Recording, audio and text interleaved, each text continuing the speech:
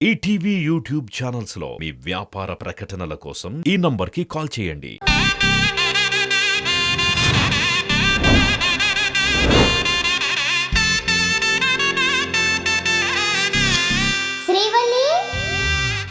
ఏదైనా మిరాకిల్ జరిగి ఆవిడ కోమాలో నుండి బయటపడితే అప్పుడు ఆలోచించవచ్చు.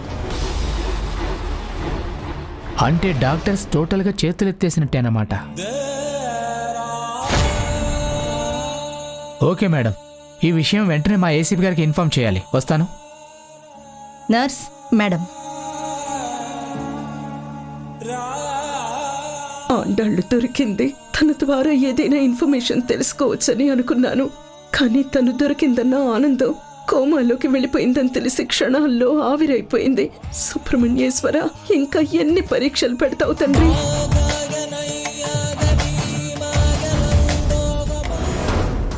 ఏంటి కేశవ ఇది? ఏ పని చేసినా కలిసి రావడం లేదు. ఎంత కష్టపడ్డా మన శత్రువులకి చావు రావడం లేదు. పైగా మనం చేసిన మిస్టేక్స్ మనకి మేకులై గుచ్చుకునేలా ఉన్నాయి. చూడు, ఈ ఇంట్లో మీ నాన్నని పైకి పంపించలేకపోయాం, అక్కడ ఆండాలని చంపలేకపోయాం. పైగా అది స్పృహలోకి వచ్చి ఎక్కడ మనల్ని ఇరికిస్తుందో అన్న టెన్షన్. అది చాలదన్నట్టు ఆ సుబ్బుగాడిని వెంట తీసుకొచ్చి ఏకంగా మీ నాన్నకి వాడిని బెదిరించిన మ్యాటర్ కూడా చెప్పేసింది. ఆయనేమో ఏసీపీతో మాట్లాడదానని రెచ్చిపోయి మరీ చెప్పాడు. ఆ విక్రమ్ గాడేమో హాస్పిటల్ నుండి ఇంకా ఫోన్ చేయలేదు. ఎప్పుడు ఏం జరుగుతుందో అసలేం అర్థం కావడం లేదు. కేశవా, కేశవా, కేశవా! అదిగో పిలుస్తున్నాడు. ఎందుకో మళ్ళీ ఏమైందో. ముందు నువ్వు వెళ్ళు, వెనకాల నేను వస్తాను.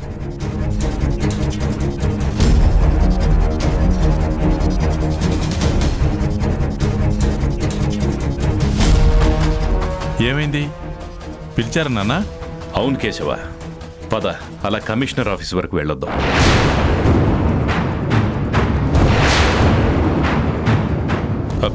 కమిషనర్ ఆఫీస్కి ఎందుకు నాన్న?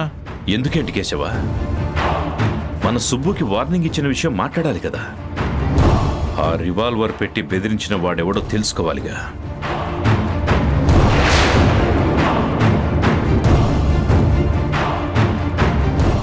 తన వెనుకున్న వాళ్ళందరికీ శిక్ష పడాలి.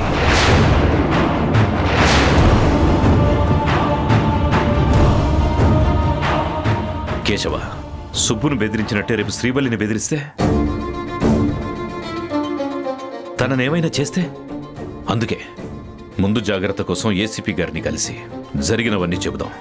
పద కార్తీ. అంత దూరం మీరెందుకు నాన్న? నాకు చెప్పారు కదా, నేను చూసుకుంటాను. ఏసీపీ గారికి మన ఇంట్లో ఎవరు చెప్పినా మీరు చెప్పినట్టే కదా. మీరు రెస్ట్ తీసుకోండి, ఏసీపీ గారిని నేను కలుస్తాను. సరే, కానీ లేట్ చేయ కేశవ. ఇకపై ఆ గ్యాంగ్ వల్ల ఏ ఒక్కరూ ఇబ్బంది పడకూడదు. అలాగే నాన్న. అమ్మయ్యా, ప్రస్తుతానికి మేనేజ్ చేశాడు. కోదండరామయ్య గారు,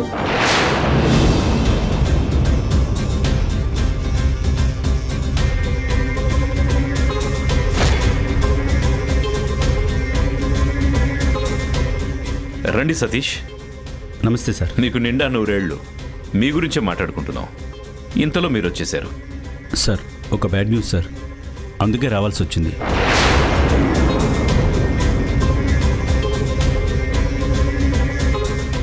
బ్యాడ్ న్యూసా? అంటే అది మనకి బ్యాడా గుడ్డా? బ్యాడ్ న్యూసా? ఏంటది? అంటే హాస్పిటల్లో నాండాళ్ళు చచ్చిపోయి ఉంటుంది. ఆండాళ్ళకేమైంది? ఆవిడ కోమాలకు వెళ్ళిపోయింది సార్.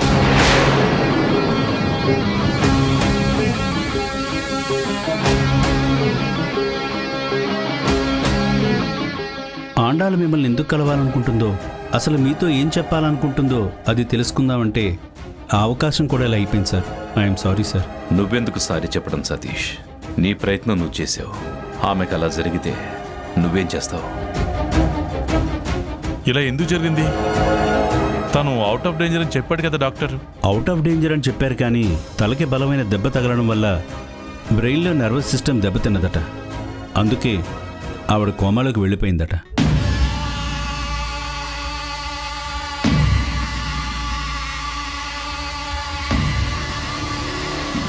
కోమా నుండి తను బయటకు వస్తుందో రాదో వచ్చినా గతం గుర్తుంటుందో లేదో కూడా డౌటేనని చెప్తున్నారు డాక్టర్లు.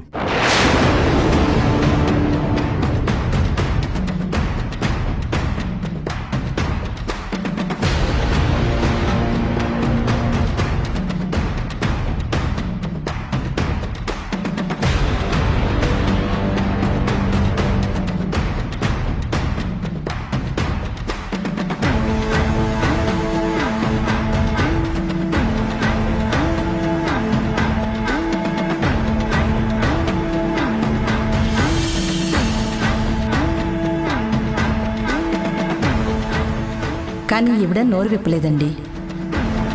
తలకి బలమైన దెబ్బ తగలడం వల్ల బ్రెయిన్ దగ్గర నర్వస్ సిస్టమ్ బాగా డ్యామేజ్ అయింది. అందుకనే ఆమె కోమాలోకి వెళ్ళిపోయింది. ఆమె కోమాలో నుంచి ఎప్పుడు బయటకు వస్తుంది? అది ఖచ్చితంగా చెప్పలేము. బయటపడవచ్చు, పడకపోవచ్చు. సుబ్రహ్మణ్యేశ్వర, ఏంటయ్యా ఇది? ఎందుకిలా జరిగింది? ఆండాళ్ళుని కలుసుకొని తన ద్వారా ఎన్నో విషయాలు తెలుసుకుందామని అనుకున్నాను. కానీ ఇప్పుడు తనని కోమాలోకి పంపి ఆండాళ్ళు రూపంలో నాకు చూపించిన దారి నువ్వే మూసేశావా? తనలా హాస్పిటల్లో జీవోత్సవంలా పడుంటే అసలు నిజాలు నాకెలా తెలుస్తాయి? ఇప్పుడు ఏం చేయాలో నాకేం అర్థం కావడం లేదు స్వామి. ఎటు వెళ్లాలో దిక్కు తోచడం లేదు. ఆండాళ్ళకి పరిస్థితి రావడానికి కారణం ఆ కేశవే అయ్యుంటే ఇప్పుడు నా భర్త కూడా చాలా ప్రమాదంలో ఉన్నట్టే కదా. మరి నేను ఆయన్ని ఎలా కాపాడుకోవాలి? పోనీ నేను నేరుగా వెళ్ళి ఆయనకి జరిగినవి చెప్తే ఆయన నన్ను తిరిగి వెనక్కి రానివ్వరు. నేను ఆయనతో ఉంటే శాపం కారణంగా ఆయనకి ఏదో ఒక కీడు జరుగుతుంది. ఇప్పుడు నేనేం చేయడానికి వీలు లేకుండా పోయింది. ఏసీపీకి ఫోన్ చేసి కేశవ మీద నిఘా ఉంచమని చెప్పాను. మరి ఆయన ఆ విషయం పట్టించుకున్నారో లేదో. పట్టించుకుని ఉంటే ఇప్పుడు ఆండాళ్ళకి ఈ పరిస్థితి వచ్చుండేది కాదు. ఇప్పుడు ఏం చేయాలి నేను? అమ్మా, శ్రీవల్లి, రామ్మ, నువ్వు వెళ్ళిన పని అయిపోయిందా? దాని విషయం పక్కన పెట్టు. నీ మొహం నిండా ఈ చెమటలేంటి? ఏమైంది నీకు? నిన్నటి నుంచి నువ్వేదో టెన్షన్లో ఉన్నట్టున్నావు. చెప్పమ్మా, ఏదైనా ప్రాబ్లమా? అబ్బే, ఏ ప్రాబ్లం లేదమ్మా. ఇంతసేపు స్టవ్ దగ్గర ఉండొచ్చాను. ఆ వేడికి ఇలా ఉందంతే. మరి ఫ్యాన్ ఆన్ చేసుకుని కొద్దిసేపు రెస్ట్ తీసుకోవచ్చు కదమ్మా. ఉండు.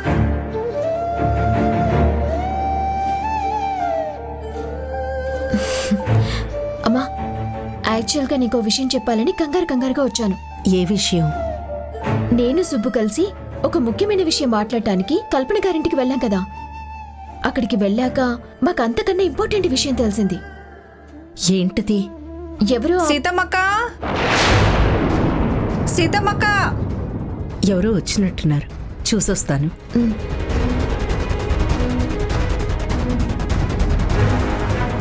సుభాష్ని, బాగున్నావా? బావున్నామమ్మా. ఏం శ్రీవల్లి, చిక్కిపోయావేంటి? చదువు మీద ధ్యాసతో తినడం తగ్గించావా ఏంటి? ఏం లేదు సీతమ్మ, నా కూతురికి శ్రీమంతం చేస్తున్నాం. నువ్వు శ్రీవల్లి తప్పనిసరిగా రావాలి.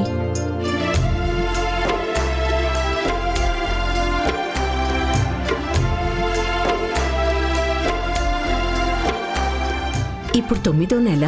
అవును సీతమ్మ, 7వ నెలలోనే శ్రీమంతం చేద్దామనుకుంటే మా అల్లుడు ఫారెన్ వెళ్ళిపోయాడు. అప్పుడు కుదరలేదు. అందుకే ఇప్పుడు చేస్తున్నాం. అన్నట్లు మా వాళ్ళంతా శ్రీమంతంలో కూడా మీ స్వీట్సే ఉండాలని ఆర్డర్ వేశారు సీతమ్మ.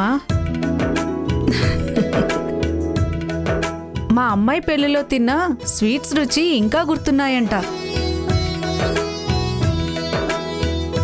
ఏంటో సీతమ్మ, మా ఇంట్లో ఏ ఫంక్షన్ జరిగినా నువ్వు చేసిన స్వీట్స్తోనే ప్రారంభమవుతుంది. కానీ నువ్వు మాత్రం పెళ్లికి పేరంటానికి ఏ ఫంక్షన్కి పిలిచినా రావడం లేదు. కనీసం ఈ శ్రీమంతానికైనా నువ్వు తప్పకుండా రావాలి. తప్పకుండా వస్తాను సుభాష్ని, నన్ను నమ్ము, మాటిస్తున్నానుగా. అలా అన్నావు, బావుంది. కాఫీ తాగు వెళ్ళు సుభాష్ని. శ్రీవల్లి, వెళ్ళి కాఫీ పెట్టుకురామ్మా. అలాగే. వద్దు సీతమ్మ, ఇప్పుడే మీ కూతురింట్లో తాగేసొచ్చాను. వస్తూ వస్తూ మీ అబ్బాయిని కోడల్ని కూడా పిలిచే వచ్చాను.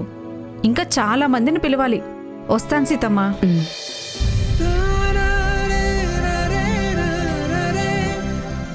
అయ్యో, అనవసరంగా వస్తా అని మాటిచ్చానే.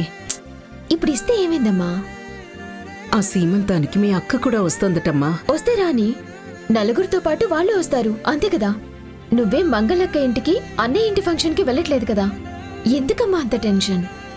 అది కాదమ్మా, ఇప్పుడు అసలు మన టైం బాగలేదు. ఏం చేయకపోయినా మాటలు పడాల్సి వస్తుంది.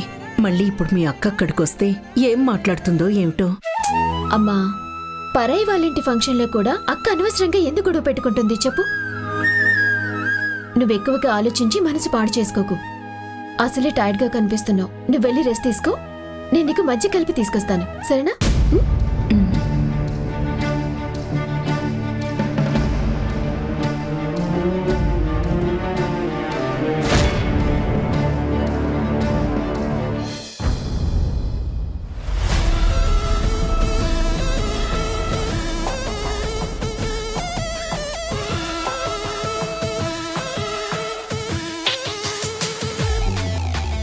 అవినాష్, డిన్నర్ చేద్దుగాని రండి. నన్ను డిస్టర్బ్ చేయకు. ఏంటి పాత సినిమాల్లో విలన్ ఇమిటేట్ చేస్తున్నట్టు ఏదో ఆలోచిస్తున్నావు? విలన్లీ మేనరిజం ఎందుకు చేస్తారో చిన్నప్పుడు నాకు సినిమాలు చూసినప్పుడు అర్థం కాలేదు. కానీ ఇప్పుడు ఆ ఇన్సిడెంట్ని నేను ఆ విధంగా ఆలోచించి ఆ క్యారెక్టర్లోకి వెళ్తుంటే నాకు ఆ ఫీలింగ్ తెలుస్తుంది. అందుకే ఈ బాల్ను అటు ఇటు తిప్పుతూ ఒక విషయం గురించి డీప్గా థింక్ చేస్తున్నాను. నువ్వు డీప్గా చేసినా డూప్గా చేసినా అందులో పెద్ద మ్యాటర్ ఉండదులే గానీ అదేంటో నాకు చెప్పు, నేను సొల్యూషన్ చెప్తాను. అయితే నీకో విషయం స్ట్రైట్గా చెప్తాను, విను. దొంగ తిరుగుడు లేకుండా చెప్పు చాలు. నన్ను చెప్పనిస్తావా? చెప్పు. మీ అన్నయ్యనా కేశవని పూర్తిగా నమ్మచ్చా?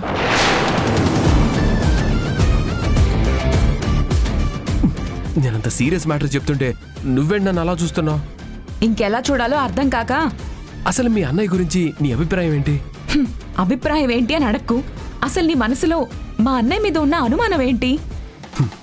మీ అన్నయ్య మీద నాకెప్పుడూ అనుమానంగానే ఉంటుంది, కానీ బయటికే చెప్పలేకపోతున్నాను. ఎవరో ఆడమనిషి ఏసీబీ గారికి ఫోన్ చేసి కేశవ్ మీద నిఘా ఉంచండి అని చెప్పిందని తెలిసిన దగ్గర నుంచి నా అనుమానం బలపడింది. చూడ అవినాష్, నా చిన్నప్పుడు ఇలాంటి విషయాలు మా ఇంట్లో చాలా జరిగాయి. అవన్నీ నీకు తెలీదు. విగ్రహం బావిలో పడిపోవడం కానీ, మా పిన్ని మాకు దూరంగా వెళ్ళటం కానీ, అప్పటి నుంచి మేము సుబ్రహ్మణ్యపురానికి దూరంగా వచ్చి ఎవరు ఎక్కడున్నారో తెలియకుండా ఒకరికొకరు సంబంధం లేకుండా బ్రతకడం కానీ, ఇలాంటివి ఎవరింట్లో అన్నా చూసావా అవినాష్? చూశాను. ఎక్కడ చూసావు? పాత తెలుగు సినిమాలో చూశాను. అయినా నేను మా ఫ్యామిలీ గురించి ఇంత సీరియస్గా బాధపడుతుంటే నీకు వేళాకాలంగా ఉందా? కాదు కల్పన, ఇలాంటి సంఘటనలు జనరల్గా సినిమాల్లో చూస్తాం. కాకపోతే మీ ఫ్యామిలీలో అంతకన్నా ఎక్కువ ట్విస్టులున్నాయి. ఎన్నో రహస్యాలు, సమాధానం లేని ప్రశ్నలు, చిక్కుముడులు. ఇవన్నీ ఎప్పుడు తీరుతాయో, నాన్నెప్పుడు మనశ్శాంతిగా ఉంటారో తెలియడం లేదు. కాదు కాదు, నాకు క్లారిటీ వచ్చింది. మాయల మాంత్రికుడి ప్రాణం చిలకలో ఉన్నట్టు మీ ఫ్యామిలీ సమస్యలకి సంబంధించిన సొల్యూషన్స్ ఆండాళ్ళ దగ్గర ఉన్నట్టున్నాయి. నేను అదే అనుకుంటున్నాను అవినాష్. ఆ సుబ్రహ్మణ్య స్వామి దయ వల్ల ఆండాలు త్వరగా స్పృహలోకి వస్తే బాగుండు అవినాష్. స్పృహలోకి రాదు కల్పన, కోమాలో నుంచి అటే పైకి పోతుంది.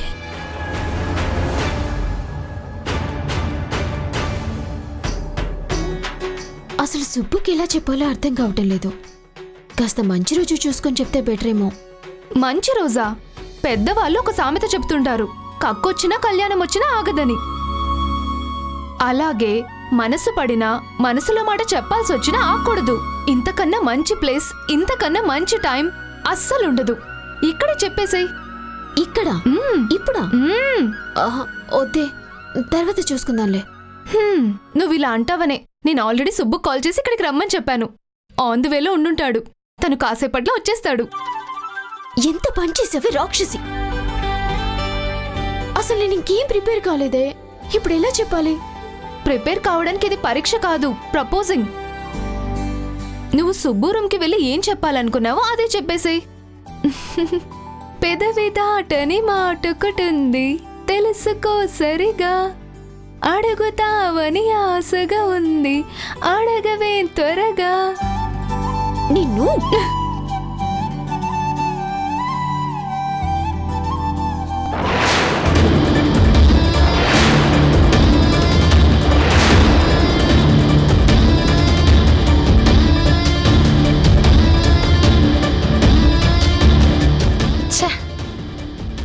ఏంటి మనకి దరిద్రం. ప్రశాంతంగా కాఫీ షాప్కి వస్తే ఇక్కడ కూడా ఈ మొహాల్లో చూడాల్సి వస్తుంది. వీళ్ళని చూస్తే కాఫీ ఎలా తాగడం? పద వెళ్దాం. రమ్య 1 minute. శ్రీవల్లి వద్దు, వెళ్ళిపోతున్నారుగా, వెళ్ళనివ్వు, వదిలే. లేదు ప్రియా, నన్ను ఆపకు. రమ్య, ఎందుకు వెళ్తున్నావు? నీ మొహం చూడలేక. నా మొహం నీకు కాలేజ్లో కూడా కనబడుతుంది, అక్కడి నుంచి కూడా వెళ్ళిపోతావా? రేపు నీకు సీరియస్ అయి హాస్పిటల్కి వెళ్లాల్సిన టైం రావచ్చు. నా మొహం కూడా అక్కడ కనబడుతుందనుకో, ట్రీట్మెంట్ తీసుకోకుండా వెళ్ళిపోతావా? చెప్పు. ఏంటి కామ్గా వెళ్ళిపోతున్నానని గొడవ పెట్టుకోవాలని చూస్తున్నావా? చచ్చా, నేనెప్పుడు నీతో గొడవ పెట్టుకోవాలని చూడలేదు, చూడను కూడా. నువ్వే అనవసరంగా గొడవలు మొదలుపెట్టి మన మధ్య గోడలు కట్టావు. నీకో విషయం చెప్పనా రమ్య, ఇందాక నువ్వు నవ్వినప్పుడు చాలా బాగున్నావు, కానీ నన్ను చూసి నీ నవ్వుని పోగొట్టుకున్నావు. దానివల్ల నీకేం వచ్చింది? ఇక్కడికి హ్యాపీగా ఫ్రెండ్తో వచ్చావు, నన్ను చూసి కోపంగా వెళ్ళిపోతున్నావు. దానివల్ల ఎవరికి నష్టం? నీకేగా. నువ్వు మొదటి నుంచి చేస్తున్న తప్పు ఇదే రమ్య. నీ గురించి ఆలోచించకుండా ఎదుటి వాళ్ళ గురించి ఆలోచిస్తూ నీకు తెలియకుండా నువ్వే నష్టపోతున్నావు. ఏంటి నీతులు చెప్తున్నావా? నిజాలు చెప్తున్నాను. ఇప్పటికైనా తెలుసుకో రమ్య, లేకపోతే నువ్వు ఎప్పటికీ ఇలాగే ఉండిపోతావు. మొదటిసారి మన మధ్య గొడవ జరిగినప్పుడు కూడా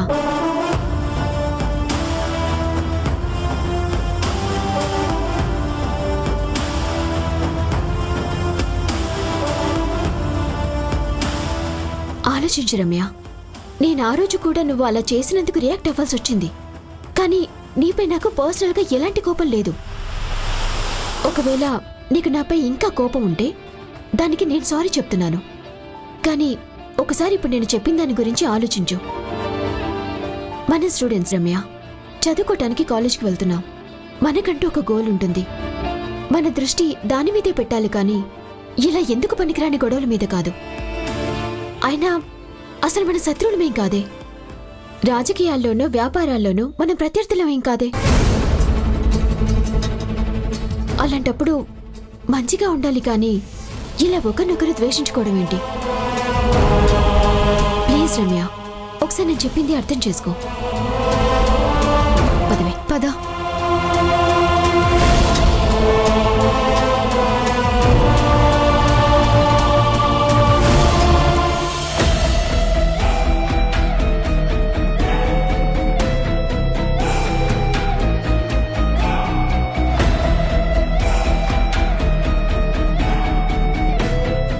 ఆర్తి, ఏంటంత సీరియస్గా ఆలోచిస్తున్నావు?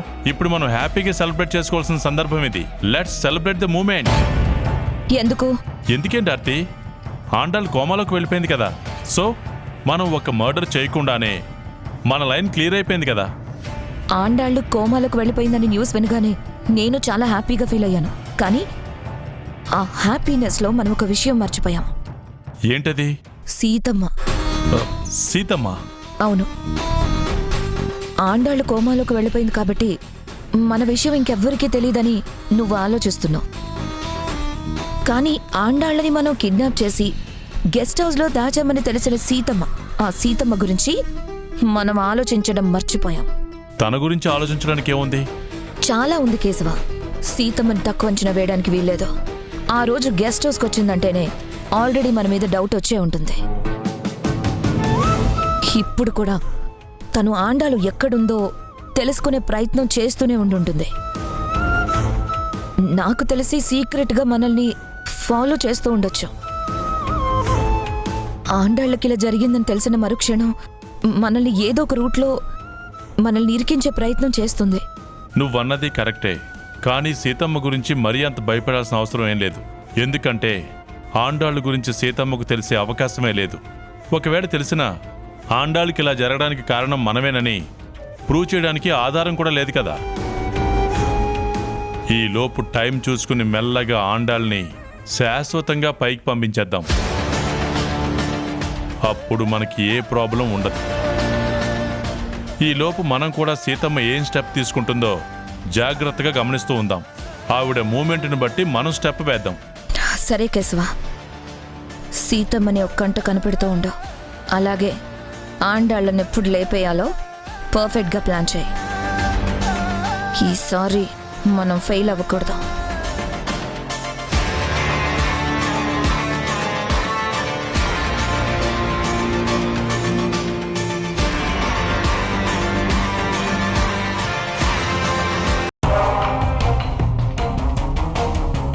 చెప్పు శ్రీవల్లి. చెప్పవే బాబు. సుబ్బు, చెప్తుంది సుబ్బు, విను. వింటున్నా, కానీ నువ్వెందుకంత క్యూరియస్గా ఫీల్ అవుతున్నావు? విన్న తర్వాత నువ్వెంత క్యూరియస్ గా ఫీల్ అవుతావో నీకు తెలియదు సుబ్బు.